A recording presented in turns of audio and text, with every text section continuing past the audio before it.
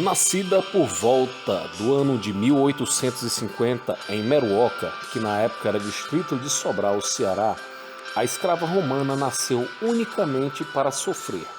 Ainda na infância, começou a fazer pequenos trabalhos caseiros, como varrer compartimentos da casa, ajudar na cozinha e entreter os filhos de seus donos. Era bastante caro e difícil adquirir novos escravos na região de Sobral, haja visto que os mesmos geralmente chegavam por meio de atravessadores dos estados de Pernambuco, Maranhão e Bahia e chegavam bem mais caros. Um escravo saudável naquela época chegava a custar 160 mil réis, o que equivale a 20 mil reais nos dias atuais. Por esse motivo, os poucos que os senhores conseguiam comprar eram aproveitados para executar todo e qualquer trabalho pesado. Visto isso, logo que chegou a adolescência, a escrava romana foi obrigada a fazer trabalhos cada vez mais pesados, como por exemplo, carregar encomendas e alimentos produzidos nas terras do patrão na Serra da Meruoca para serem vendidos na sede da cidade de Sobral, cerca de 20 quilômetros distante. Fazia o trajeto a pé. Quando o gado era morto, Romana também tinha que levar o couro para vender em Sobral. Em muitas dessas viagens, os patrões iam de cavalo e a escrava seguia a pé, carregando os produtos até os limites de suas forças. Vale ressaltar que na época não haviam estradas pavimentadas, apenas veredas de terra, o que tornava a viagem ainda muito mais longa e penosa.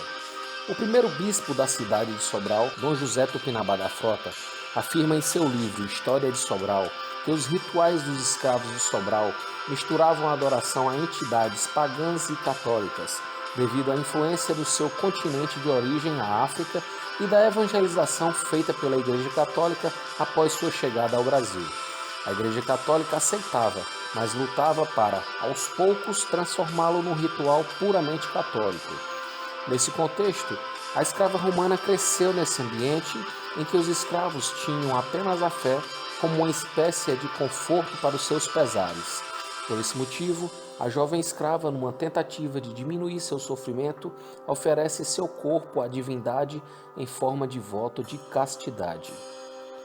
Anos passaram-se e a formosura juvenil daquela escrava saltaram aos olhos do filho do seu dono, que num desejo intenso de possuí-la, passou a assediar a jovem romana. Todas as investidas do jovem eram contrariadas pela escrava. Eis que em certo dia, percebendo a ausência dos seus pais, o rapaz decide agir mais firmemente contra a romana. Aproximou-se de surpresa e agarrou-a.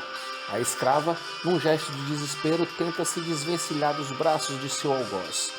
E nessa luta, o jovem é ferido. Movido pelo ódio, por não ter seu desejo realizado, e percebendo que Romana jamais cederia, o rapaz a ataca de forma covarde. Perfura seus olhos, amarra ao tronco e a agride violentamente até levá-la à morte. Apesar de toda a violência sofrida, as últimas palavras da escrava romana, antes de morrer, foram no sentido de perdoar o seu agressor.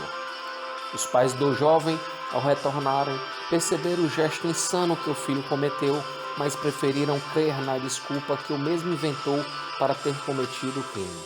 Apenas trataram de enterrar rapidamente o corpo da escrava a fim de acobertar o assassinato. Tempos depois, populares passavam perto do local onde a escrava foi sepultada e sentiram um forte odor de rosas, como que saísse debaixo da terra. Sem saber que Romana havia sido enterrada ali, os homens escavaram o local e ficaram surpresos com o que descobriram. Não só encontraram Romana, mas também perceberam que seu corpo estava em perfeito estado. Tanto o odor de rosas quanto a integridade do corpo levaram os populares a crer que a escrava seria uma santa. Imediatamente o boato correu toda a região. Dona Efigênia Almeida da Silva, moradora da região próxima onde ocorreu o fato, em entrevista para o jornal O Povo, publicado em 14 de maio de 2011, diz achar que o corpo da escrava tenha sido levado para Roma, para onde se levam os santos católicos. Se a história terminasse nesse ponto já seria incrível, mas não acabou. Ocorre que no ano de 1912, um morador da região se diz curado de um sério problema na cabeça e aponta a escrava romana como a santa responsável por curá-lo. Esse foi apenas o primeiro milagre atribuído à escrava romana. A partir dali, centenas de outras pessoas passaram a visitar a cruz que foi colocada no lugar onde ocorreu a morte. Ali faziam pedidos, acendiam velas e também vinham agradecer trazendo peças representando seus ex-votos. O poder atribuído à escrava romana ultrapassou séculos até que no ano de 2002, Francisco de Assis Frota Machado, atual proprietário das terras onde ocorreram os fatos, decidiu erguer um santuário em homenagem à Romana.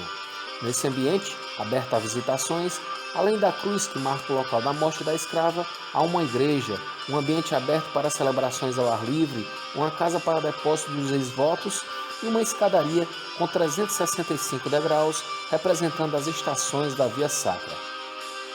De acordo com a socióloga Stephanie Araújo, em entrevista ao jornal Diário do Nordeste, publicada em 17 de março de 2019, a história impressiona pela força dessa mulher, que foi torturada e não se deu por vencida.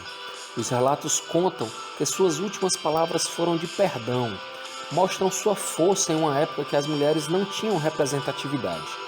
Já o padre Francisco Alves Magalhães, na mesma entrevista, afirma que a escrava romana, assim como ocorre com o padre Cícero, nunca foi canonizada e por esse motivo o santuário não pôde oficialmente levar o seu nome, ficando apenas Santuário da Santa Cruz. No entanto, a fé popular rejeita esse nome e carinhosamente o carimbou como Santuário da Romana.